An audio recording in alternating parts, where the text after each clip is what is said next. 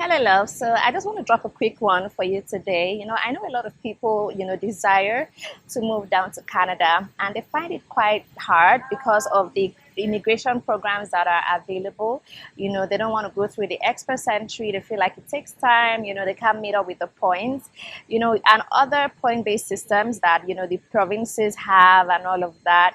They need a job offer, they need ielts. People just find it a bit tedious, right?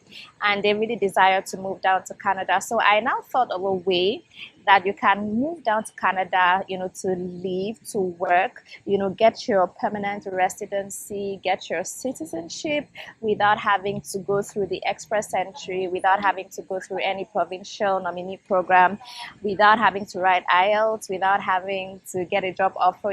This is very low requirements for all the people that don't want to go through all those hurdles, right? So in this video, I want to share the secret with everybody that is in this category of people that don't want to go through the express entry, don't want to get a job offer, don't want to write IELTS and all of that. So do stick with me in this video for all the information, and do watch to the end so that you can get the complete information that will guide you on how to make your dream come true. All right. So if you're just meeting, if this is the first time you're watching my video, my name is Jackie and you're welcome to my channel.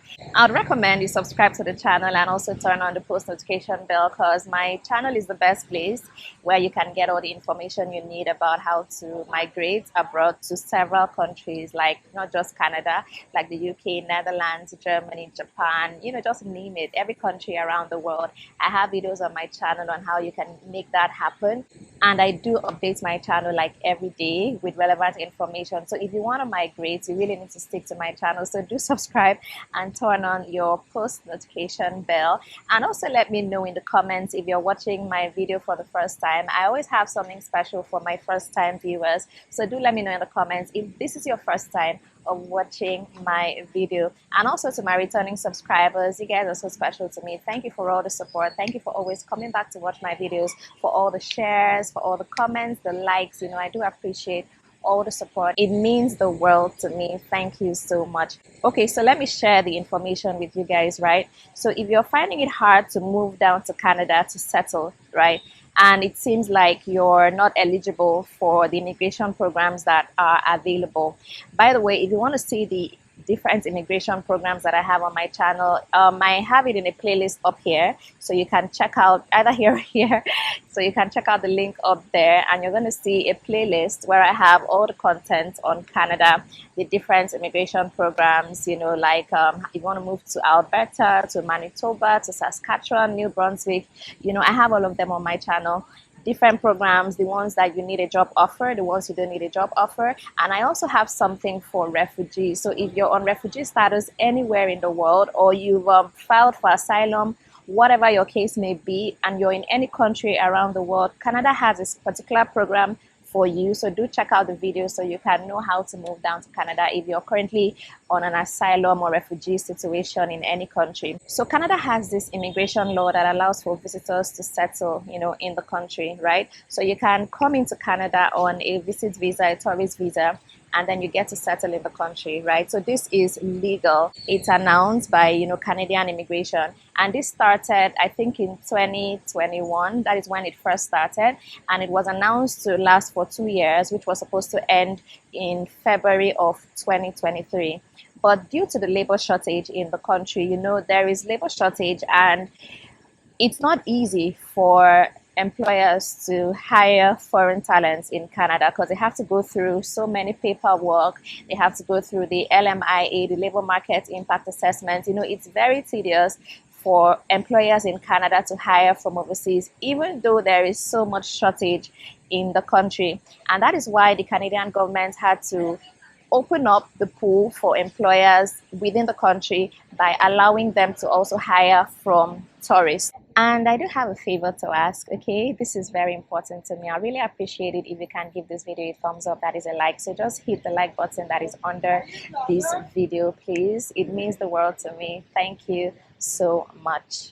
So in February of 2023, they extended, this immigration law that allows for tourists to take up jobs in Canada and apply for work permits while still in the country. Yes, it is completely legal. There are many countries where that is not allowed. You cannot do it in the UK. If you go to the UK on a tourist visa and you want to stay back and work, you need to return to your country to apply for a work visa, right? But in the case of Canada, it is different. They made it possible for you to apply for this work permit while still in the country, while still on your tourist status, all right? So that is a way you can do it. So the requirements for a tourist visa to Canada is not so tedious as the immigration programs, okay? You don't need a job offer, you don't need IELTS, you don't need a university degree, you don't need LMIA, it is very low requirements and anybody can apply for it, but you just need to meet certain requirements. So I'm just going to give you the general requirements, right? You need to have a travel document, you need to have your passport, and you need to have a clean criminal history, you need to be in good health, and you need to show that you have enough money, for your stay in Canada. And this can be done through showing your bank statements that shows proof of sufficient funds. And this sufficient funds varies for everybody depending on the duration of the visa they are applying for, okay? But it's usually around 1,000 Canadian dollars, basically for a month. It's something around there. But it's always advisable to go above the minimum requirement. And then you also need to be able to convince the immigration officer that you're going to return to your country after your visit in Canada. So there are 3 ways you can prove these strong ties in your home country. Number 1 is through a job. So if you can prove that you are an employee somewhere, you stand a good chance of getting your visa approved. And you can do this by showing your employment letter, your employment certificate. You can show your pay slips, you can show your leave approval letter, and you can also show your tax returns or your tax clearance or something like that, okay? So those are ways that you can prove your ties to your country through a job.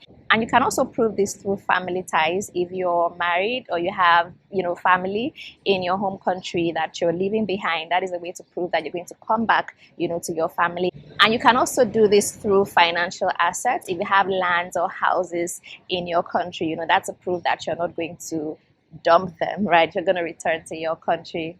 And you just need to prove that you're going to leave Canada at the end of your visit, because it's a visit visa that you're taking into Canada. So the idea is that you're only visiting and you return to your country. So if you want an immigration officer to approve your visa application, you need to prove that you're going to leave Canada at the end of your visit. So there are 2 ways that you can prove to the immigration officer that you're a tourist to Canada. And the number 1 way is by having an invitation letter. So a Canadian citizen or a permanent resident can send you an invitation letter to visit them in Canada, okay? And this letter is going to state where you're going to be staying, that they're going to be housing you or wherever you're going to be staying.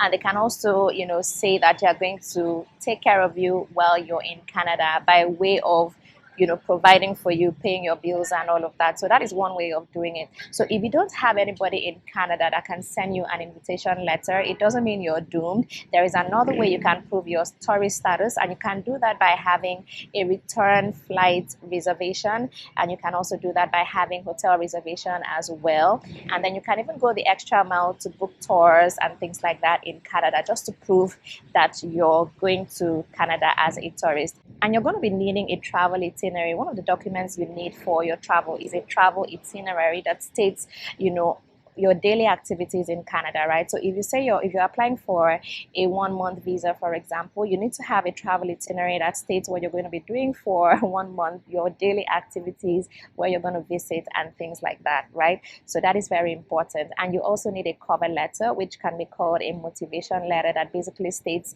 your purpose of visit to Canada, how long you're staying, and when you're returning, just basically things like that. So if you put your documents together in a very good way, you'll be able to prove to an immigration officer that you're a tourist to Canada. And you may also need a medical exam for this, depending on which country you're applying to.